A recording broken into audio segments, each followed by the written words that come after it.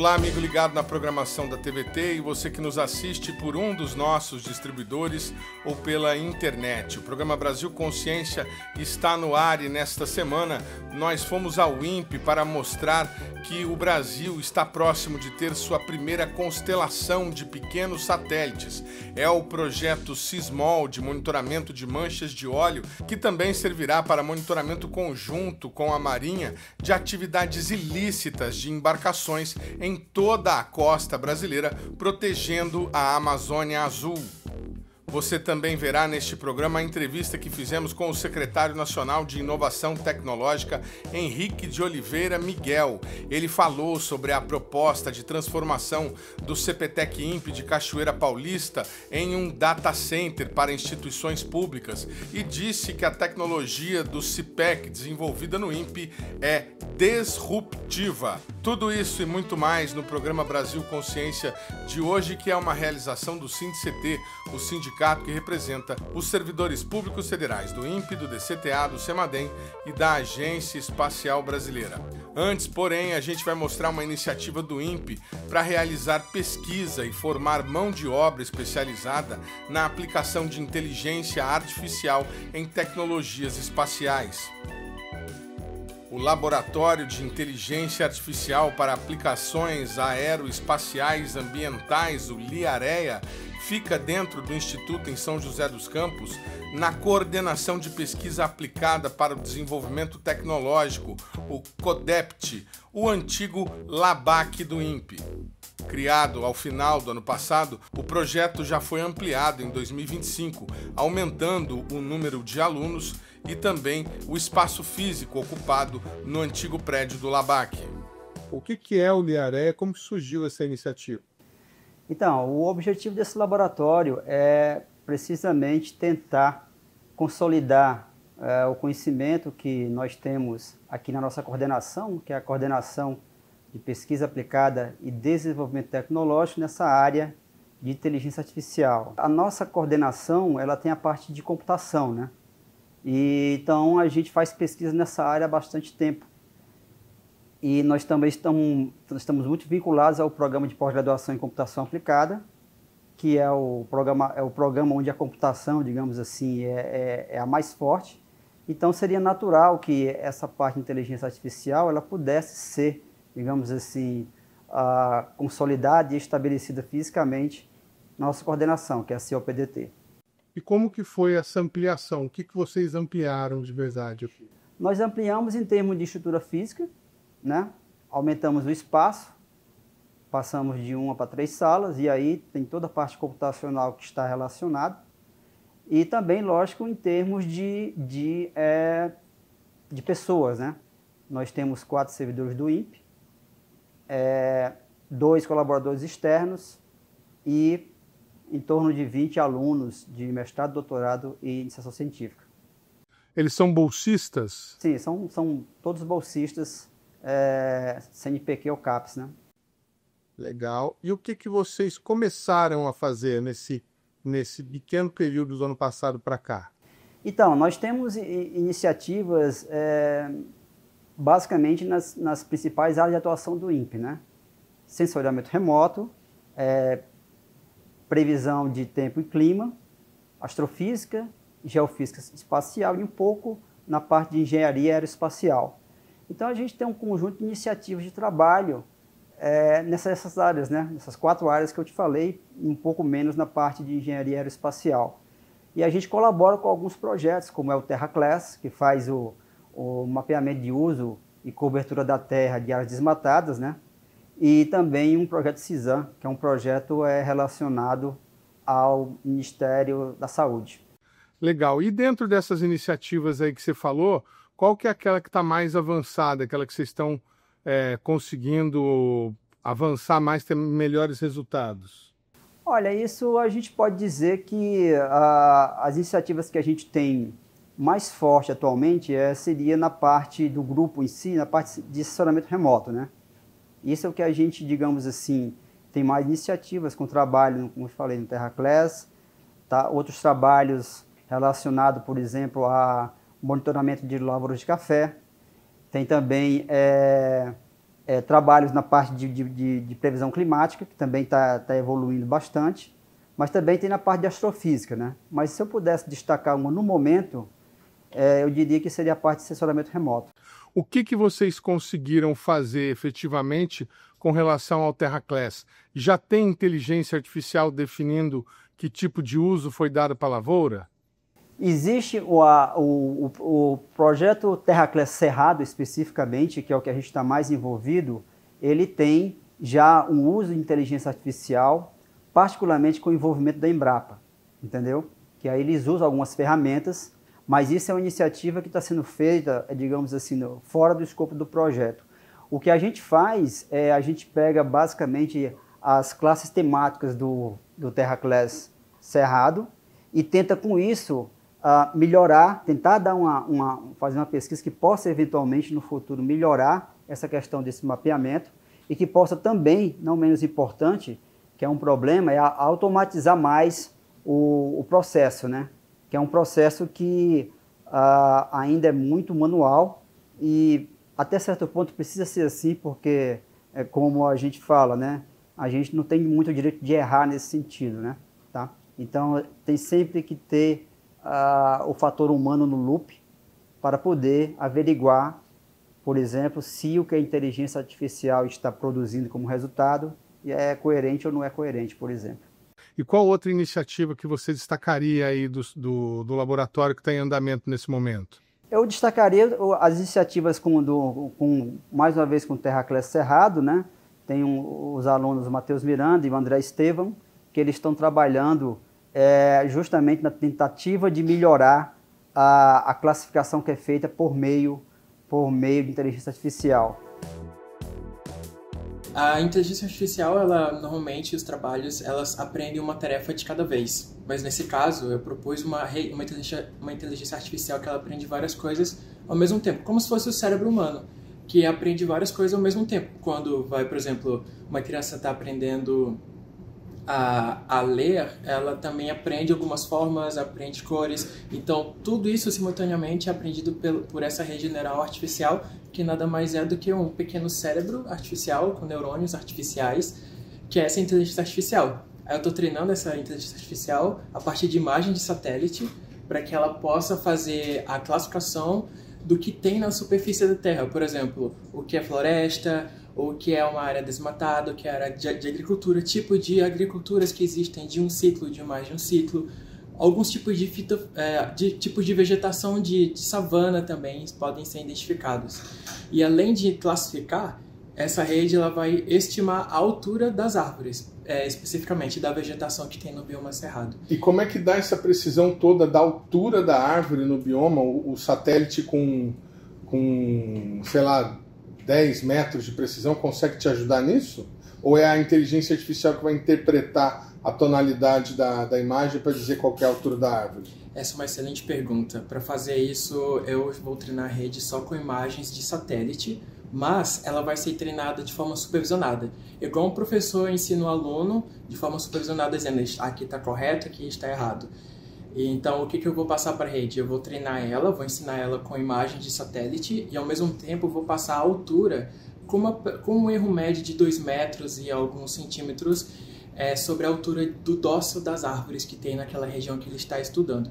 Então, depois que eu ensino ele, eu vou passar por uma etapa de teste, como se fosse um exame na escola, onde ele sozinho, somente com a imagem que eu estou passando de satélite para ele, ele vai ter que estimar a altura e, além disso, classificar que tipo de vegetação é aquela.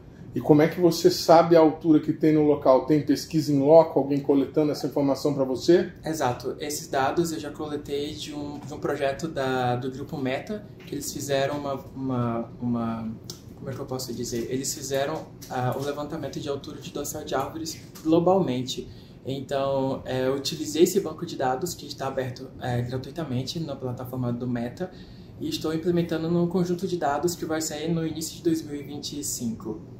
Eu poderia também citar também a parte de previsão climática, né, o Matheus Correia, que é outro aluno que está trabalhando aí, em que a gente está tentando fazer, por meio de inteligência artificial, fazer uma previsão climática mais acurada, né, considerando as 4 estações do ano por um certo período. Eu trabalho com a previsão climática de precipitação em toda a América do Sul. E essa precipitação ela é sazonal, ou seja, eu pego cada estação do ano. Eu tenho verão, outono, inverno e primavera. Eu tenho uma estação, eu vou sempre prever a próxima. Eu estou usando a inteligência artificial para melhorar as previsões e ter um resultado melhor em cada estação do ano. Ou seja, eu quero saber se uma estação vai chover, a intensidade da chuva em cada estação do ano. Para fazer isso, eu estou usando redes neurais, eu estou usando técnicas de Deep Learning e Machine Learning. Eu faço uma comparação entre elas e a partir dos dados eu vejo qual a melhora que eu tenho a partir dos métodos que já fazem hoje em dia. Nossa, que legal. E qual que seria a acurácia disso? Você vai conseguir dizer se vai chover tantos milímetros ou algo assim? Exatamente. Através das redes neurais elas conseguem captar padrões e com esses padrões ela consegue reconhecer através de métricas e me dizer se vai chover muito, pouco, e ela me dá um valor real, então ela me dá um valor contínuo que eu consigo mensurar ele e ter um resultado mais preciso. Mas tem outros trabalhos também interessantes, né, de astrofísica. Temos aqui a Luísa, que trabalha com a questão de identificação de crateras na Lua, né, Luísa? Luísa, por que você resolveu descobrir aeroporto de nave na Lua? Então, eu tenho um sonho desde criança, que é se tornar astronauta. E devido à nova corrida espacial, de a gente estar retornando para a Lua, eu vi uma grande oportunidade de trazer inovação para o INPE por meio dessa temática. Legal. E você tem alguma coisa aí do seu trabalho para você mostrar para a gente? Eu tenho... Agora a gente está treinando aqui um algoritmo, né? Ele está fazendo a seleção, né, de pousos lá que estão sendo... que podem ser pousados na Lua. E aqui é o nosso paper que a gente publicou ano passado na AGU, com alguns dados, né, as análises e a matriz de confusão do nosso algoritmo, com acurácia de 70%. E como é que é isso? Como é que você faz a identificação? Como é que a inteligência artificial vai trabalhar no caso? Você vai pegar imagens, fotografias? Como é que é a leitura do terreno? Exatamente. A gente treina por meio de CNN, que é uma Convolutional Neural Network, que vai pegar imagens que são enviadas de orbitadores, né, da Lua. A gente vai processar todos esses dados e treinar ela falando: esse local é pousável, esse local não é pousável. E aí depois disso a gente dá novas imagens e ela, por meio do treinamento passado, diz se é pousável ou não. Tem o Hércules, que trabalha com a parte de mineração. Mineração? O que seria isso? Seria justamente a identificação de mineração ilegal ou legal. A gente quer fazer isso, né? Por meio de imagens de satélite, né? Tá? Então a ideia, existem alguns trabalhos que fazem isso, mas a nossa ideia é tentar dar uma contribuição nesse sentido também. E a gente está focando numa área no interior de Minas Gerais, que é onde tem muitas minerações, mineradoras, né? Muitas delas já estão fechadas, mas o que a gente quer fazer é uma análise ao longo do tempo para ver se, digamos assim, eventualmente se a gente consegue dar uma contribuição nesse sentido. Olha, será que a área que deveria ser minerada, ela realmente está sendo respeitada, por exemplo?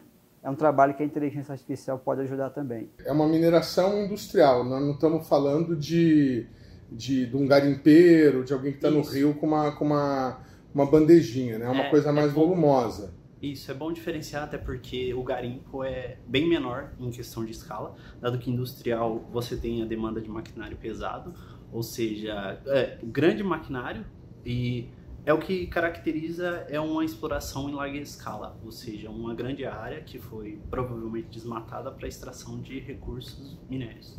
E como é que identifica o que é legal e o que é ilegal? Você tem alguma máscara de áreas autorizadas, alguma coisa nesse sentido? Eu utilizo dados externos, no caso da Agência Nacional de Mineração, a ANM. Lá eu tenho discretizado áreas bloqueadas, áreas que estão ativas para a exploração de minérios e também áreas que já foram desativadas. E eu vou usar também outros tipos de dados externos para fazer a comparação para determinar o que é legal e o que é ilegal. Bacana. Qual estágio que você está do seu trabalho agora? Bom, eu estou na parte de experimentação utilizando modelos de inteligência artificial. Então, eu já gerei o dataset e essa entra a parte do experimento com modelos de inteligência artificial, no caso CNN. Se tudo der certo, você termina o seu trabalho quando? Bom, tem que ser esse ano, exatamente. Tem que ser no mestrado, né? Exatamente. Tá certo. E também um projeto CISAM, que é um projeto relacionado ao Ministério da Saúde. Esse aqui que virou um CISAM. Os 3 projetos que eu falei para você. Sistema de Informações Ambientais Integrados à Saúde. Então, clica aí, Matheus. Então, aqui é uma iniciativa do Ministério da Saúde, né, e o INPE no Brasil, tá? E ele pretende justamente trabalhar numa base de dados, né, de informações ambientais para monitoramento de saúde, né? Então, isso é uma demanda do Ministério da Saúde para o INPE. A ideia do projeto CISAM é medir realmente a qualidade do ar. A qualidade do ar.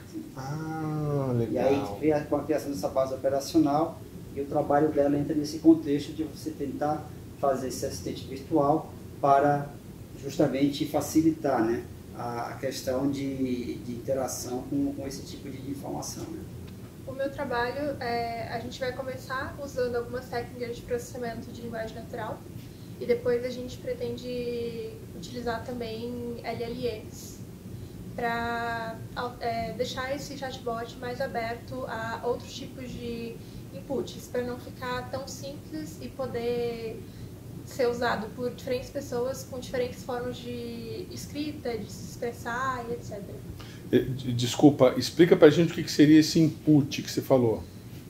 Quando uma pessoa usa um chatbot, ela digita um texto e esse texto tem as características de linguagem dessa pessoa. Cada pessoa tem um jeito de se expressar e etc. Então a ideia é a gente conseguir fazer esse chatbot, treinar ele com várias frases diferentes, porque cada pessoa tem uma frase que coloca, e fazer com que ele possa ser usado por diferentes pessoas, como é, por exemplo, o chatbot da OpenAI. Legal. E qual que é o estágio que você está do seu trabalho agora? Eu comecei a desenvolver com algumas técnicas de PLN, processamento de linguagem natural, durante a minha iniciação científica da graduação, e agora eu vou começar o mestrado e desenvolver daí. Legal, você está começando o mestrado então? Isso.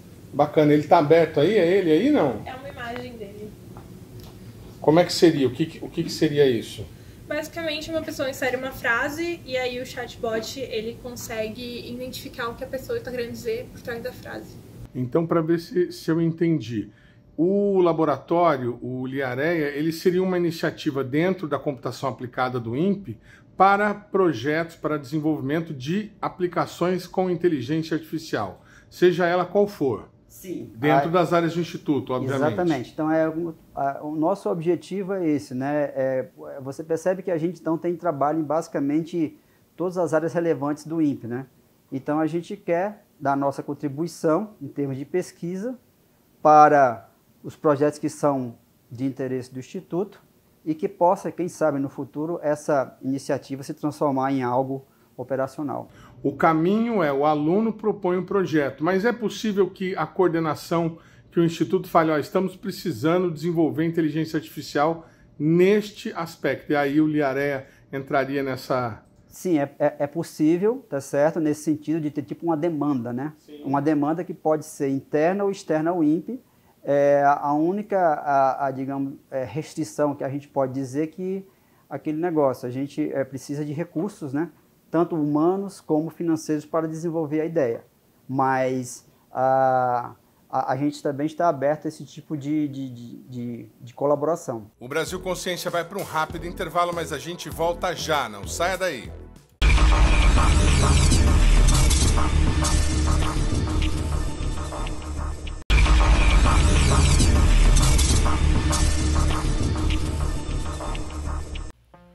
Segundo bloco, o programa Brasil Consciência de volta, e a gente mostra agora a entrevista que fizemos com o secretário nacional de Inovação Tecnológica, Henrique de Oliveira Miguel. Ele falou sobre a aplicação do Plano Nacional de Inteligência Artificial, as dificuldades com a aprovação do orçamento e também sobre as questões relacionadas à base do SINDCT, como, por exemplo, a utilização do CPTEC INPE de Cachoeira Paulista como um data center para instituições públicas. Veja. Em relação aos comentários que você fez nessa primeira questão, cabe ressaltar o seguinte: primeiro ponto, não é propriamente verídico, né? E nós temos aqui uma atuação contínua do Ministério em relação ao plano, em função de se esperar por ações e medidas que realmente, assim que sejam aprovadas, vão impactar favoravelmente o deslanchar do plano. Essas medidas, algumas delas, realmente dependem da aprovação do orçamento. Isso é fundamental, aliás. Todos os órgãos públicos, né, que trabalham com o orçamento federal, orçamento anual, aprovado pelo Congresso, dependem dessa situação. No entanto, o plano ele não vai se realizar apenas por dependência do orçamento do Ministério e de outros ministérios. Algumas ações previstas no plano, tanto imediatas quanto estruturantes, elas estão dependentes das iniciativas de alguns órgãos públicos que não são, e privados, que não são dependentes do orçamento. Então, por exemplo, algumas empresas estatais que estavam prevendo a aquisição dos seus equipamentos, tanto nas ações de impacto imediato como nas ações estruturantes, deram continuidade ao seu planejamento e execução dessas iniciativas. Por exemplo, SERPRO, Dataprev, Petrobras, INPE, continuaram na aquisição da infraestrutura programada, os equipamentos foram licitados e já estão sendo implementados. Outra iniciativa, o LNCC, o Laboratório Nacional de Computação Científica, instalado em Petrópolis, estava previsto e está sendo realizado, os equipamentos já chegaram, a ampliação do computador Santos Dumont foi já contratada, foi produzida, fabricada, parte lá fora, parte aqui no Brasil, e será reinaugurada agora, talvez fevereiro, março. Os testes iniciais já estão sendo feitos. Então, muitas ações estão realmente tendo continuidade, independente dessas questões importantes, né? Eu diria que ações que realmente vão propiciar um número significativo de ações das questões orçamentárias. Adicionalmente, o Ministério também, para viabilizar muitas das ações que precisarão ser implementadas, não só durante o ano de 2025, mas nos anos seguintes, depende de uma articulação intensa com outros órgãos de governo, que são parceiros nessas ações.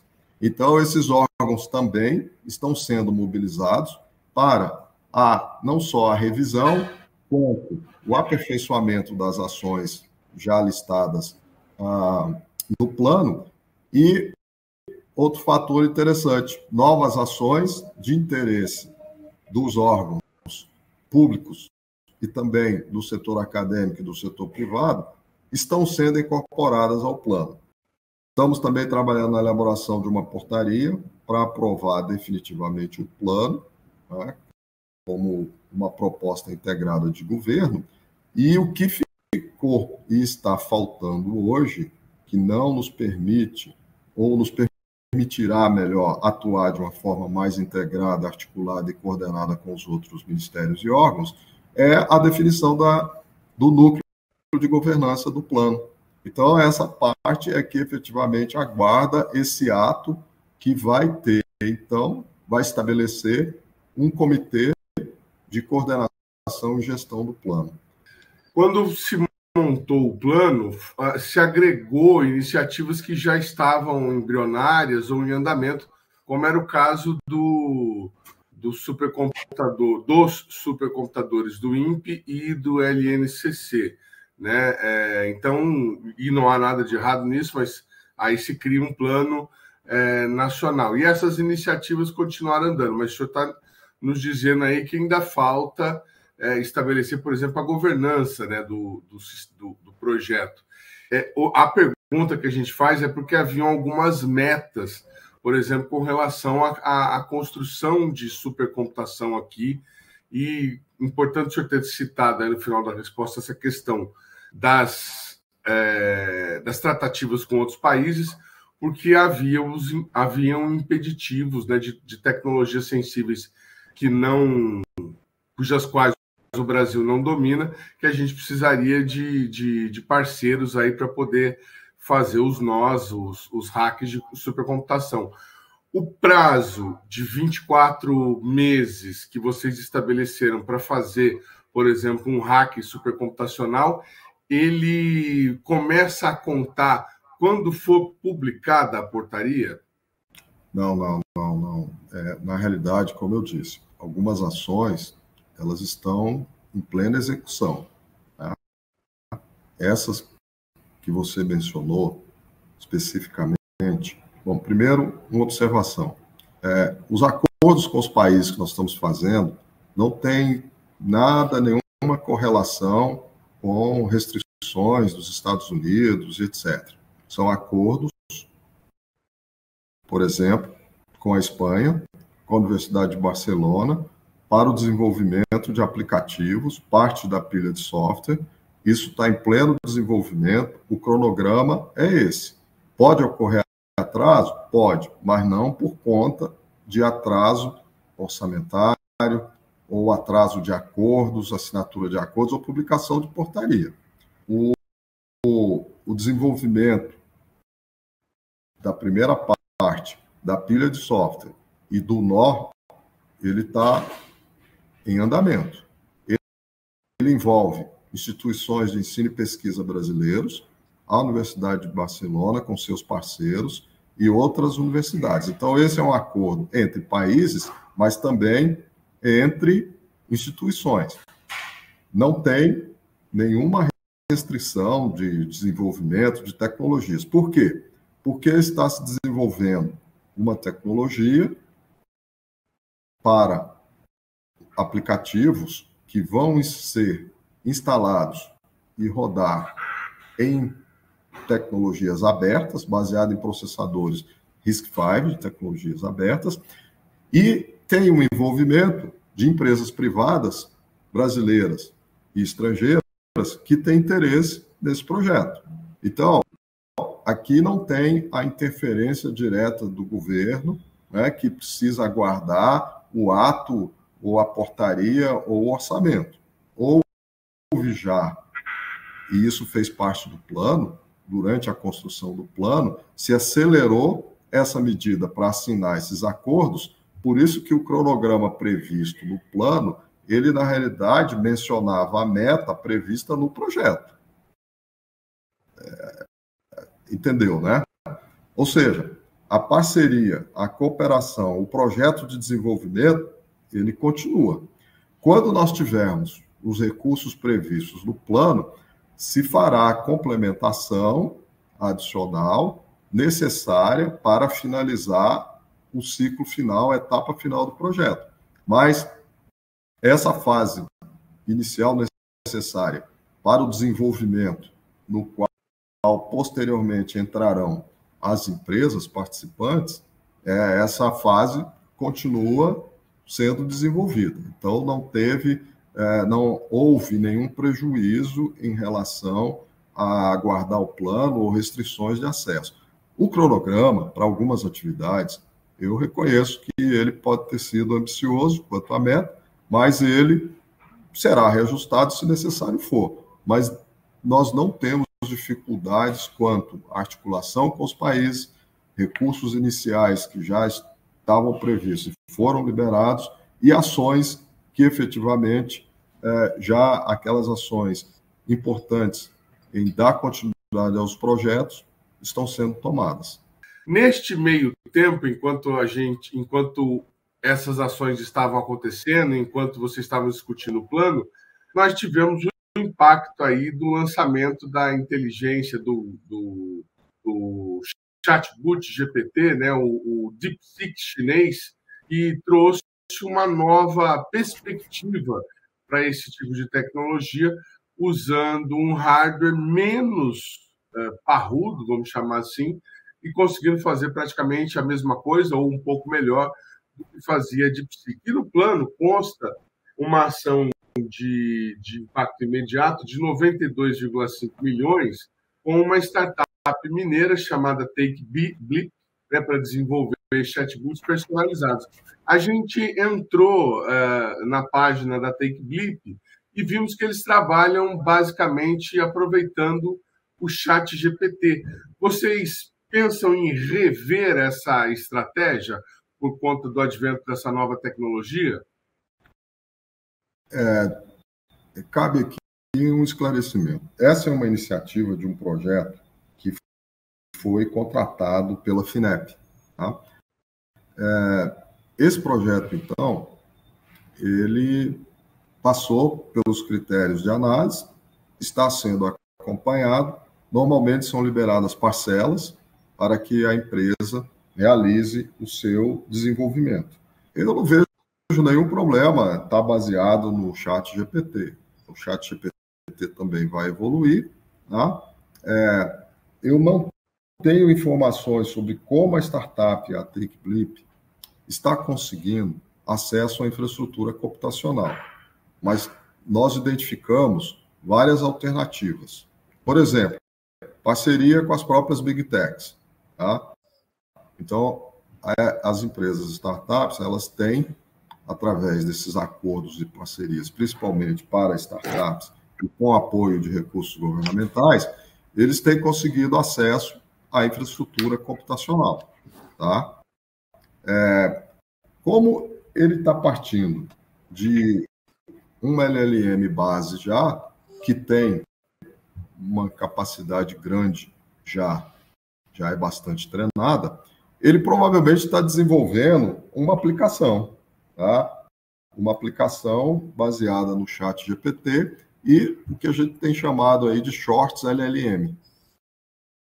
Então, não há nenhum problema, ela deve estar... Eu acredito que essa alternativa não é um LLM, ou não é uma IA generativa, ela deve ser uma IA destinada a alguma função específica. Então, não há nenhum problema. E eu te diria mais, se a DeepSeek tem LLMs abertas e que você pode realmente utilizar, como tem, eles mostraram, tá? Foi publicado que é permitido, e a empresa tem a experiência e o know-how de fazer esse treinamento nessa short LLM, ele está habilitado a essa tecnologia. Então, não vai ter dificuldade para utilizar uma outra tecnologia, um outro LLM base aberto, e então fazer o seu desenvolvimento. Não há nenhum problema, isso aí tem sido feito, tá, por várias LLMs que partem de uma LLM base e fazem o seu desenvolvimento específico. A dificuldade é você fazer um LLM generativa começando do zero. Esse é que é o grande desafio.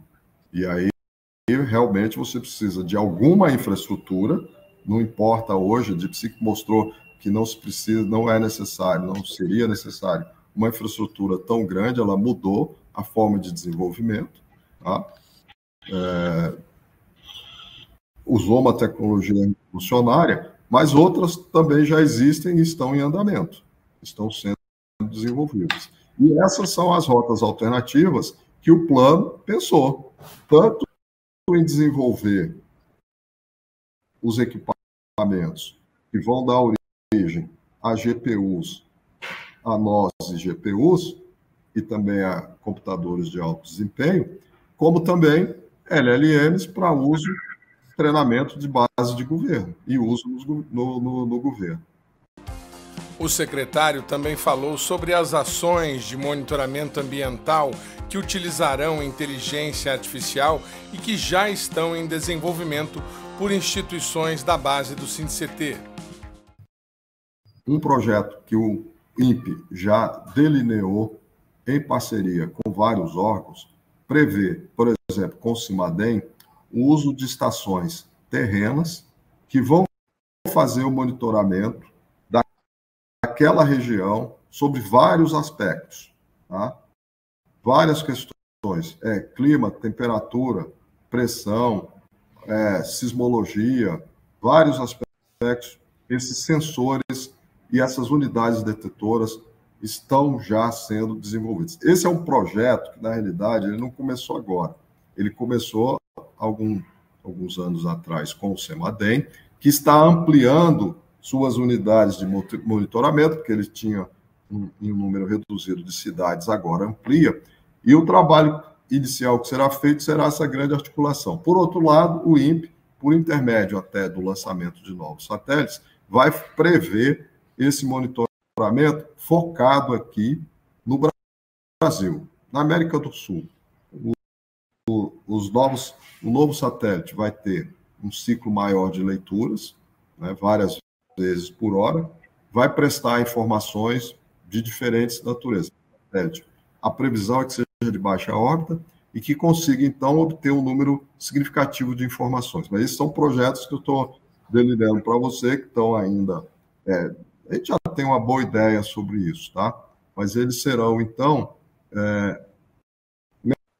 melhor detalhados, os recursos serão destinados, mas, eu reitero, todos esses órgãos já utilizam ferramentas de IA nos seus processos. Eles vão ter uma melhora significativa a partir do uso intenso de IA, da disponibilidade de novos dados, tanto terrenos quanto por drones, por satélites, e isso, então, vai permitir a melhoria e o acompanhamento e a prevenção desses desastres catastróficos que nós vimos ocorrer aí.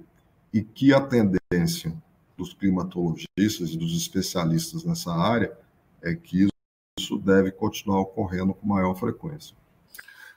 Secretário, só para esclarecer, o senhor falou desses projetos, nós acompanhamos recentemente o lançamento pelo CEMADEM, uma parceria também com a Defesa Civil INPE, da rede GeoRISC, que monitora deslizamento de terra. Isso. Também acompanhamos o anúncio que foi no final agora de janeiro, pelo INPE, do sistema CIPEC, que é para a previsão de eventos extremos usando inteligência artificial. O senhor está falando de um outro projeto? Não. Usaria outro satélite ou são esses dois mesmos? Não, sim e não. Esses dois projetos já estão, assim, o do CIPEC ainda não. O do CIPEC, ele já tem as primeiras ações, o projeto está definido, só que ele falta agora obter recursos para complementar uma fase 2 do projeto, tá? O CIPEC, ele tem a ambição de fazer essas previsões com um ano de antecedência. É um pouco, assim, é disruptivo, tá? É algo que não é feito. Ele coleta informações do mundo todo, através de uma grande base de dados global que existe disponíveis no CERN, mas ele vai fazer estudos e medições terrestres também e satelitais. Então, aí essas duas menções de projetos que você mencionou são dois dos projetos que vão integrar essa plataforma maior que nós estamos denominando do 12º projeto do FNDCT. A partir desses dados já, você vai começar a fazer a integração das bases e usar ferramentas de IA para auxiliar na predição. É isso. Agora, nem todas as áreas que você mencionou, elas já têm projetos que, né, já foram iniciados. Então, esses projetos, que parte deles já são financiados pelo FNDCT, eles passarão a se integrar nesse programa 12. O programa Brasil Consciência vai para um rápido intervalo e, na sequência, você conhece a primeira constelação de pequenos satélites que o Brasil deverá receber. É o instante só, não saia daí.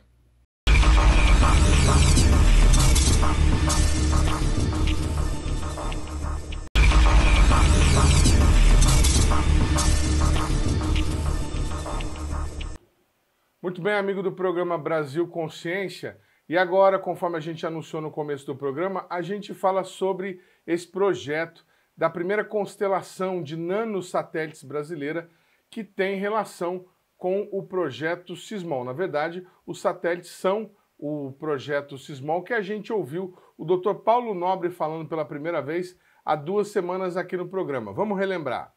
Os brasileiros se lembram daquele evento em que nós tivemos derramamento de óleo na costa brasileira, de norte a sul do país, praias tomadas pelo óleo, e eu pude presenciar no INPE a força-tarefa que foi criada logo em cima daquele evento. Cientistas de diversas entidades, de diversas ICTs, de diversos locais do Brasil, se reuniram no INPE e começaram ali uma grande discussão do que poderia ser feito para tentar prever situações como aquela. E eles não só conseguiram identificar de onde que saiu aquele óleo, como fizeram uma proposta de um sistema para o Brasil estar prevenido de outras ocorrências como essa. Que solução foi essa que vocês encontraram, doutor? Bom, em 2019, eu estava envolvido nesse processo, fui chamado, né, participei junto com o grupo de assessoramento do GAA, da Marinha do Brasil, o IBAMA e a ANP, e nós, na época, não tínhamos a menor noção de onde estava chegando aquela quantidade imensa de óleo. Quanto óleo a mais? Aquilo foi uma absoluta surpresa para todos.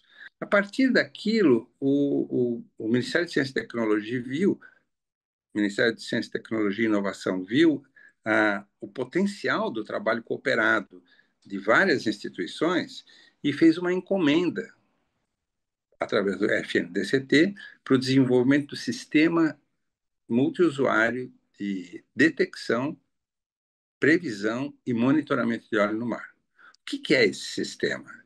Esse sistema é um sistema que conta de 9 metas, desde a identificação de navios em águas territoriais brasileiras, manchas de óleo, e se detectado mancha de óleo, para onde esse óleo pode ser advectado, se ele vai atingir uma praia.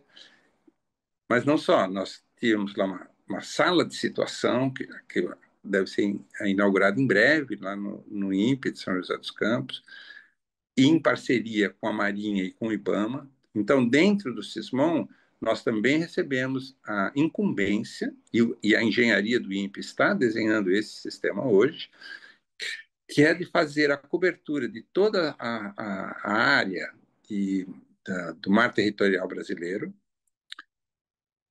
pelo menos uma vez por dia. Na verdade, nós estamos desenhando isso para que nossos satélites cubram 2 passagens por dia de todo o mar territorial brasileiro. É uma constelação de pequenos satélites que orbitam e se sucedem. Então, isso representa um poderio do Estado brasileiro, porque tanto ele monitora o oceano como o continente.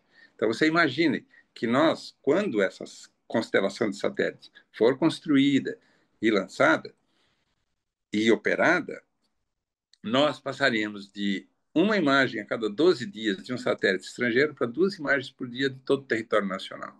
Então, isso será um enorme diferencial. A gente fala salto quântico. Muito bem, para falar sobre esse desenvolvimento que está acontecendo nesse momento, conforme disse o Dr. Paulo Nobre, a gente vai conversar agora com o Antônio Carlos Pereira, que é o chefe da divisão de pequenos satélites lá do INPE. Bom dia, Antônio Carlos, obrigado por você ter aceitado o nosso convite. E explica para a gente, o Dr. Paulo Nobre não soube precisar, por exemplo, quantos seriam os satélites dessa constelação, ou se todos eles serão iguais, ou se um será de um modelo e o outro de outro.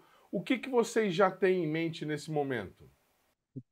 Bom, Edmundo, na verdade, a constelação para o projeto Sismon, ele é uma constelação de satélites que visa fazer um monitoramento da costa brasileira para detecção de manchas de óleo no mar e, além disso, identificação de navios na costa brasileira e nos grandes rios também do Brasil. Para isso, nós contamos com alguns instrumentos, algumas cargas úteis que têm que fazer parte dessa constelação. No momento, nós estamos fazendo um estudo dessa constelação através do CIPRIME, que é um estudo aqui no INPE que nós fazemos para validação das da constelação, né, da missão. E nós estamos considerando três grandes tipos de carga útil. Uma que é radar, tá? A princípio seria na banda X. Um sistema de AIS, que é identificação de embarcações, né? Todo navio ele tem um transponder que transmite a sua localização, a sua identificação. Então, esse sistema permite que você faça a identificação de navios. E também um sistema que nós estamos querendo implementar, que é a identificação de comunicação entre navios. O que significa isso? O sistema IS é um sistema colaborativo, é um transponder que, uma vez ligado, ele transmite informações da embarcação. No entanto, se esse transponder for desligado ou tiver algum problema de técnico, você deixa de transmitir essa informação. Então, essa terceira carga útil seria complementar para identificar, não é para saber o que o navio está comunicando, mas para identificar que ali existe uma fonte de transmissão é, de informação. Isso significa que há algum elemento que está transmitindo naquela região. Então, poderia ser um navio, por exemplo. Então, essas três cargas úteis, elas são complementares, tanto para identificação de embarcação, como identificação de manchas de óleo. O tamanho da constelação vai depender do estudo. Então, nós temos hoje a intenção de monitorar uma faixa de 1.000 quilômetros da costa brasileira. É uma faixa bastante ampla e que nós estamos considerando, então, satélites SAR com uma largura de imaginamento na faixa de 400 quilômetros. Então, não é um satélite tão pequeno. Ele pode ser considerado como um pequeno satélite, porque dependendo da classificação das agências espaciais, um pequeno satélite pode chegar até 700 quilos, né? Então, nós temos aí três tipos de satélites. Os menores, para fazer a questão da coleta de AIS, um outro um pouco maior para essa questão de identificação de radiofrequência, e o maior, né, aí sim, que é para a identificação de manchas, que é a banda X, SAR banda X.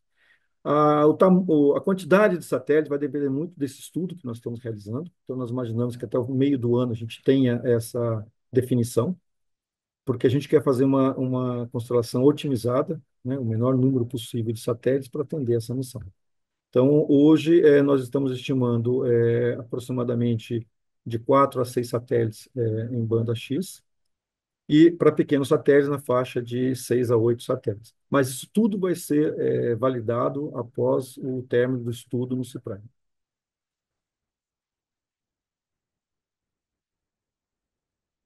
Uhum.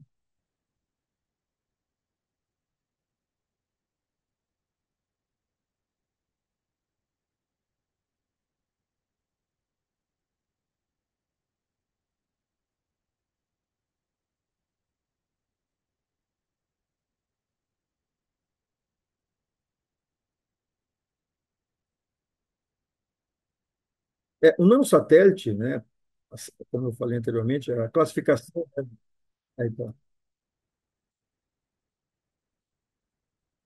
Então, classificação de nanosatélites é na faixa de 10 quilos, né, de 10 ou menos, né? Então, um satélite para esse tipo de monitoramento que nós pretendemos fazer, talvez não seja suficiente. Para IS, sim. Só para o sistema IS, sim, seria possível fazer com o nanosatélite. Já para o RF, seria um microsatélite, na faixa de 20, 25 quilos. Então, nós estaríamos falando aí em três tipos de satélites, né, classificados pela sua massa. Então, na faixa de 10 quilos, na faixa de 15 a 20 quilos, e um terceiro na faixa aí, já bem maior, na faixa de 200, 300 quilos. O Cibers, por exemplo, o Ciber 6, que é um satélite SAR, banda X, ele seria um forte candidato a fazer parte dessa constelação, porque ele tem todas as características necessárias para fazer o monitoramento de manchas de óleo no mar. O Cibers 4A seria Seis. parte da constelação? 6. Perdão, Cibers. o novo Cibers, o 6 seria parte dessa constelação como Poderia radar. fazer parte dessa constelação. Que interessante. Agora, eu não sei se eu entendi bem a questão do monitoramento do transponder dos navios. Um vai fazer o monitoramento para identificar onde está o navio, a partir do transponder. E o outro sobre as comunicações seria para o caso do transponder não estar funcionando direito? Como é que é? O objetivo maior do projeto Sismon é identificar se existe alguma atividade ilícita ou não, vamos dizer assim, não normal, né, para um transporte de Uma petróleo, por atividade exemplo. ilícita, né, por exemplo. Exato. Então, em alguns casos, existe sim essa iniciativa de desligar o transponder nesse momento. Então, esse sistema poderia identificar uma possível fonte de radiofrequência, poderia caracterizar um evento ilícito, né? Então, imagine você ter um satélite sobrevoando uma região com navios, onde você identifica alguns navios com um transponder ligado, transmitindo informação. E, em sequência, um outro satélite identifica que naquele ponto tem uma transmissão de radiofrequência, mas não tem o AIS ligado. Então, isso pode ser uma fonte de ilícito, né? Algo ilícito. Então, a ideia é exatamente essa, é monitorar esse tipo de situação. Agora, esse estudo que vocês estão fazendo, ele já identificou se existe alguma coisa semelhante operando no Brasil?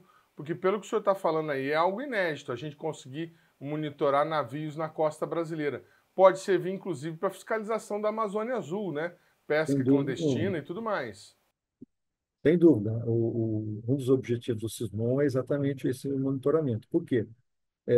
Nós sabemos que a costa brasileira, fora da área de jurisdição do Brasil, existe muita transbordo de petróleo de um petroleiro para outro.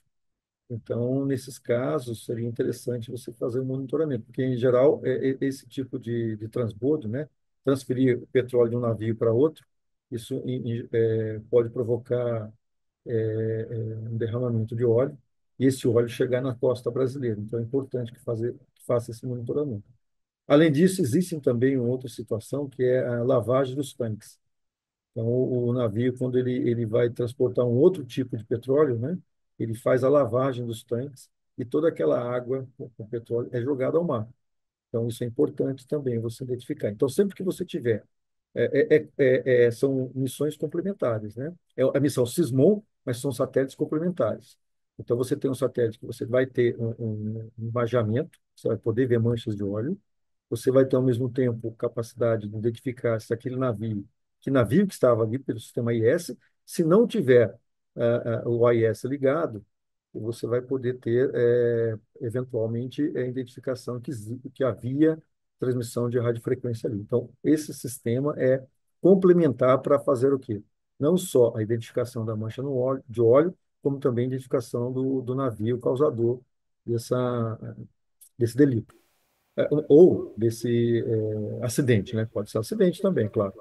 Ah, É importante dizer que a questão petrolífera é uma área que envolve muito dinheiro, né? Então, todo esse tipo de serviço existe já comercial. Então, você pode encontrar constelações satélites que fazem esse monitoramento de RF, fazem monitoramento AIS, fazem imageamento, mas o SISMON ele tem a intenção de fazer um sistema, e aí sim é inédito, para o Brasil, inclusive, completo, né? Então, ele agrega várias outras atividades, várias outras funções, não só de identificar, como também de acompanhar essa mancha de óleo, né? Saber exatamente, prever, né? Aonde essa mancha de óleo pode, que região da costa brasileira essa mancha de óleo pode chegar. Então, é um projeto muito ambicioso, muito importante para a costa brasileira, para o Brasil, né? Justamente por quê? Porque ele não só identifica, como ele também faz a previsão de onde essas manchas de óleo podem atingir, né? Qual é o local da costa brasileira que pode atingir. Então, é realmente um projeto inovador, um projeto muito interessante e bastante importante para o Brasil. Uma curiosidade, a identificação da eventual mancha oriunda de um derramamento irregular, de um vazamento ou de um acidente, ela é feita por imagem da superfície, o radar identifica algum reflexo? Como é que seria isso? Exatamente. A banda X, ela tem, não só a banda X, tem outras bandas também, que são apropriadas também para fazer identificação. A grande vantagem do uso da banda X é que são satélites menores, né? Então, são eventualmente mais baratos. Ele tem a capacidade de exatamente identificar essa diferença, né, de, da superfície do mar quando você tem óleo ou não. Que na verdade são cargas úteis ativas, onde você transmite uma frequência e recebe de volta. Então, essa mancha de óleos na superfície do mar, ela faz alteração da frequência e permite que você identifique que há uma mancha ali de óleo.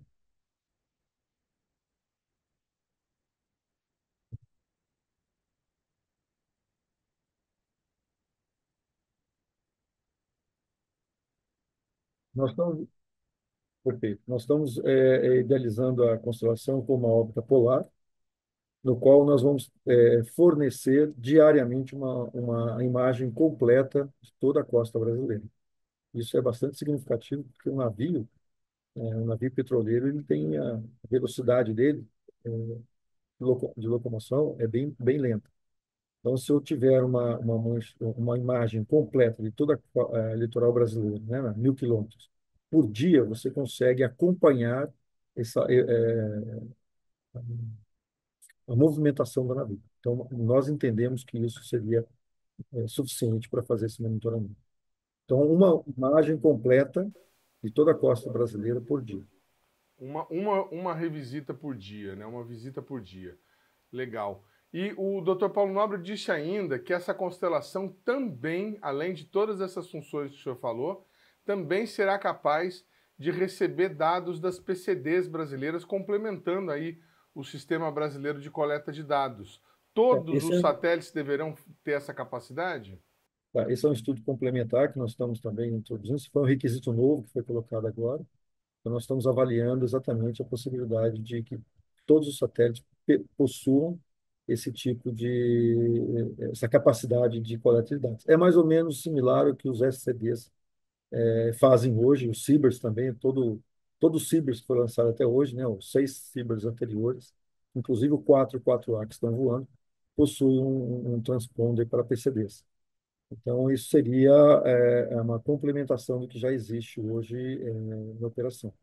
Então, nós teríamos aí a capacidade de fazer também coleta de dados de PCBs. Doutor Antônio Carlos, para quem não sabe, foi o gerente do projeto do Cibers, acompanhou todo o desenvolvimento do 4A, da concepção ao lançamento. Agora o senhor cuida somente da divisão de pequenos satélites, não tem relação mais com o projeto Cibers, ou o senhor tem informações sobre o Ciber 6 que pode fazer parte desse satélite? Isso é importante esclarecer. Com a nova reestruturação do INPE, as coordenações de satélites desapareceram, não existem mais. Mas eu continuo como responsável pelo segmento espacial do programa Cibers. Então, respondo pelo segmento espacial do programa Cibers, o Ciber 6, inclusive, que está em desenvolvimento, e também sou responsável pela divisão de pequenos satélites. Ah, perfeitamente. Bom, então o Ciber 6, nesse momento, ele está na prancheta, está fazendo estudos de projeto. O Ciber 6 já está bastante avançado, os estudos, né? Nós fizemos já a revisão preliminar, né? O PDR, já realizamos o PDR, e agora nós estamos na fase de avaliação de quais são os equipamentos que atendem aos requisitos do satélite. Lembrando que o Ciber 6 ele vai fazer uso da plataforma PMM, só que atualizada, porque nós temos algumas obsolescências em equipamentos, já faz muito tempo que a PMM iniciou seu desenvolvimento, e é natural que nessa área os equipamentos se tornem menores, se tornem mais sofisticados, com uma melhor performance. Então, nós estamos fazendo uma atualização da PMM, chamando PMM Neo, que é a PMM que futuramente vai ser utilizada nos Cibers. Nós estamos fazendo esse trabalho em paralelo, ao mesmo tempo desenvolvendo os Cibers e também desenvolvendo essa nova plataforma que pode vir a ser usada no Ciber 6. As plataformas da PMM miniaturizada, que seria a P100, a P50, não é isso? É uma nova PMM. É uma PMI, não é uma nova PMI, é uma PMM atualizada. Atualizada. E É, a massa do satélite deve ficar na casa ali dos 600, 700 quilos, como foi do Sibers? Em torno Perdão, de como foi do 750 quilos. Amazônia? Em torno de 750 quilos. Onde o Brasil fornece a módulo de serviço e a China fornece o módulo de carga útil. Então, é um novo paradigma que nós estamos fazendo no programa Sibers. Anteriormente, nós dividimos vários subsistemas, né? Então, no módulo de serviço, nós tínhamos subsistemas brasileiros e chineses, assim como nas cargas úteis, agora, na carga útil. Agora, a ideia é entregar um módulo completo, o chinês também módulo completo, a gente faz a integração. Isso nós avaliamos bastante interessante do ponto de vista de cronograma, e cada equipe trabalha em paralelo, né? E a integração se torna aparentemente mais simples, porque não há necessidade das duas equipes trabalharem ao mesmo tempo para fazer um módulo. Então, quando o módulo nosso estiver pronto aqui, o chinês também, nós faremos a integração dos módulos, né, que vai acontecer na China, porque o lançamento vai ser lá na China. Então, a previsão de integração final do satélite será na China. Faremos uma integração aqui, que é só da plataforma, assim como o chinês fará lá também, da carga útil. E, ao final, nós faremos uma integração conjunta dos dois mundos. Ah, vai ser um pouco diferente, então, do que o Sibers 4A. Não haverá aquela integração da carga útil e do módulo de serviço no LIT. O LIT vai integrar só a parte de serviço. Essa é a configuração que nós estamos trabalhando para o Ciber 6. Que bacana. Só para o nosso telespectador que não está acompanhando, que quiser informação, o Sibers 6 é o Sibers com radar, não é isso, doutor? Que vai usar uma tecnologia nova, tecnologia SAR, radar, e o Sibers 5, que foi anunciado depois, é um outro Sibers, né, como é o Sibers 4A, de sensoriamento remoto com câmeras. É isso, doutor? O Ciber 5 está sendo em discussão, ainda está em discussão. Existe uma possibilidade de ser um satélite não óptico, mas meteorológico. Nesse caso, seria um geoestacionário, né, uma outra complexidade, mas ainda está sendo discutido entre o governo brasileiro e o governo chinês. Muito bem. O programa Brasil Consciência agradece mais uma vez a participação do doutor Antônio Carlos aqui. Muito obrigado pelas informações, viu, doutor? E volte sempre. A gente segue aguardando novas informações desse projeto importantíssimo, o Sismol, que vai usar inteligência artificial, inclusive. Bom dia para o senhor. Bom dia, obrigado pela oportunidade. Um abraço. O programa Brasil Consciência de hoje vai ficando por aqui. Você que quiser conferir os demais conteúdos produzidos pelo SINCT deve acessar a nossa página na internet que está aí para você na tela nesse momento. Dúvidas, críticas, sugestões e reclamações, nosso e-mail está sempre disponível para lhe atender. A gente fica por aqui e volta na semana que vem com mais uma atração inédita para vocês. Tchau, gente. Um abraço.